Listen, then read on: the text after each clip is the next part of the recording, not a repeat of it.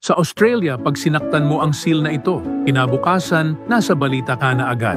Ang pangalan ng seal na ito ay Neil at siya ay celebrity sa kanilang lugar. Kilalang kilala na ng mga residente si Neil dahil sa napaka-cute nito. Tuwing summer, palagi itong dumadayo sa town para magpaaraw.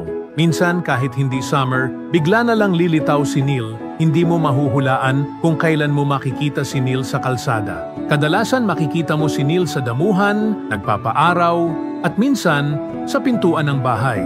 Mahilig si Neil humabol ng mga tao kahit alam niyang hindi siya makakahabol. Pag natulog siya sa tabi ng iyong sasakyan, may konkreto ka ng dahilan para malate sa trabaho.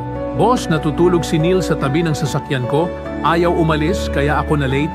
Minsan sa gitna pa ng kalsada, natutulog si Neil. Dahilan kaya nagkakaroon ng matinding traffic sa kanilang lugar. At sa tuwing patatabihin siya ng mga patrolman, tumatayo si Neil para ipakitang siya ang mayor sa lugar na ito. Kaya dapat siya ang masunod kung saan siya matutulog. Nainis si Neil dahil para bang hindi siya kilala ng mga patrolman.